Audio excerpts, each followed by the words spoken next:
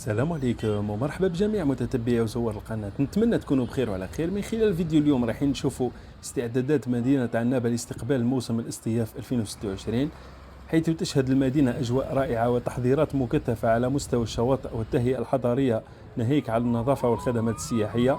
من خلال هذا الفيديو راح نشوفوا مع بعضنا جاهزية المدينة من الكورنيش إلى أجمل الشواطئ التي تنتظر الزوار هذا الصيف. البداية كانت لنا زيارة إلى شاطئ ريزي عمر كما راكم تشوفوا، الله يبارك، نظافة نقاوة الله يبارك، تحضيرات على قدم وساق لاستقبال زوار مدينة عنابة اللي رايحين يستمتعوا أكيد بالأجواء الصيفية الساحرة من زرقة البحر ومشاهد الخلابة التي تجعل عنابة واحدة من أفضل الوجهات السياحية في الجزائر لهذا الموسم.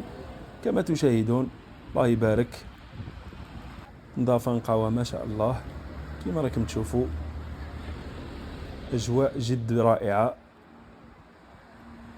فوالا، بالنسبة لزوار هذا الشاطئ عندكم موقف مجاني من 8 صباحا إلى 8 مساء.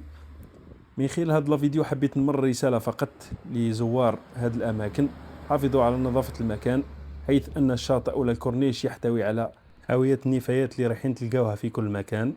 بالنسبة للناس اللي مش مشتركين في القناة، ما تنسوش دعمونا بالإعجاب والاشتراك وتفعيل الجرس ليصلكم كل جديد. تهلاو في رواحكم خوتي، تقبلوا تحياتي، إلى قادم الفيديوهات، سلام.